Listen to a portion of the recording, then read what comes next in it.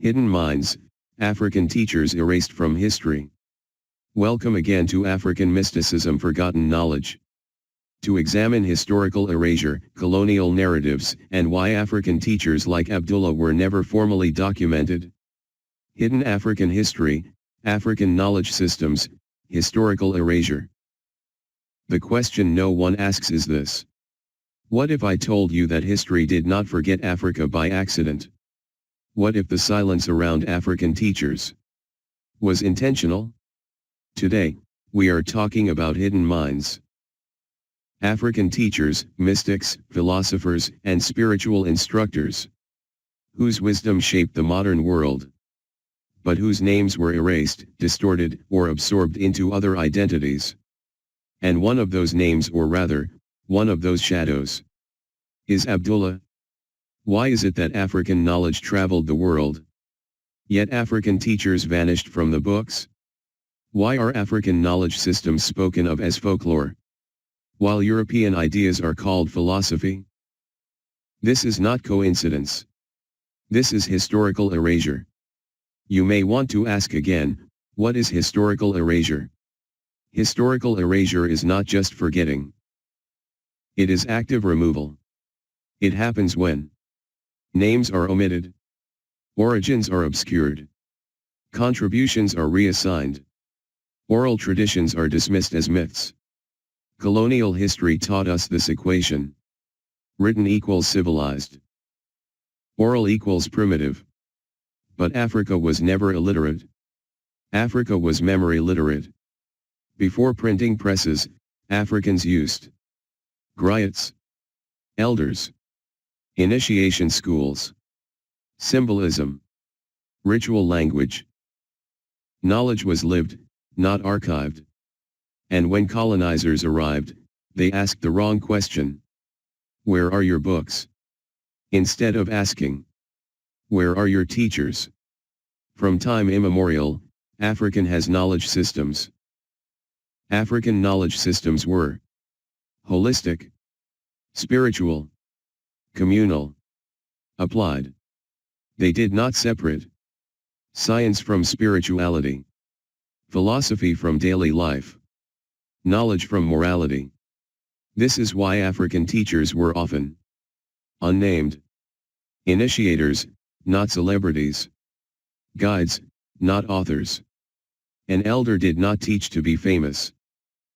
He taught to transform consciousness. This is why many African teachers appear in history as servants, slaves, mystics, unknown men. The system was not designed to record them. In the case of Abdullah. Now let us talk about Abdullah. In modern metaphysical circles, Abdullah appears as a mysterious Ethiopian teacher, a mentor to Neville Goddard, a man of immense discipline and authority. But here is the question scholars rarely ask. Why do we know Neville's books, but not Abdullah's lineage? Why is the African teacher reduced to a footnote, while the Western student becomes the authority? This pattern is not new. It is the same pattern used with ancient Egyptian knowledge, Ethiopian Christianity, Timbuktu scholars, Nubian astronomers. The teacher disappears. The system survives rebranded. Colonial narratives and silence is another thing.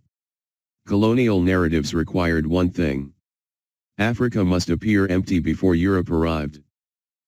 Empty of philosophy, science, spiritual systems, structured education. Because if Africa had teachers, then colonialism was not civilizing. It was interrupting. So African minds were renamed, decontextualized, absorbed into Western frameworks.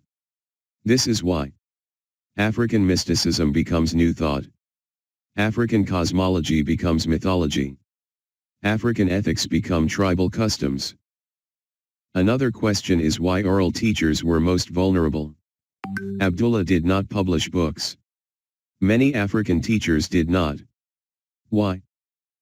Because knowledge was sacred.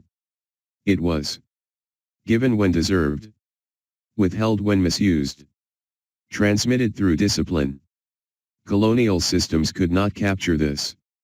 So what could not be controlled was labeled unreliable. But oral knowledge is not weak. It is resilient. That is why it survived slavery, migration, and exile. Meanwhile, there is the cost of erasure. The cost of historical erasure is not academic. It is psychological. When a people do not see themselves as originators, they become consumers. When African children never hear of African teachers, they internalize the lie that wisdom comes from elsewhere. But wisdom does not migrate randomly. It follows teachers. And Africa had many. Reclaiming hidden minds is understatement. Reclaiming hidden minds does not mean inventing history. It means asking different questions, valuing oral testimony, studying lineage, not just literature, respecting African epistemology. It means understanding that not everything important was written. Some things were protected. In closing, the silence speaks. If Abdullah was not documented, it does not mean he was insignificant. It may mean he was too significant. African wisdom was not erased because it was weak. It was erased because it worked. And the hidden minds? They are not gone. They are waiting for us to remember how to listen. I invite you to the final call to action. If this resonated with you, like the video. Share it with someone who questions history. Comment below, which African teacher should we recover next? This channel exists to restore memory, not just information.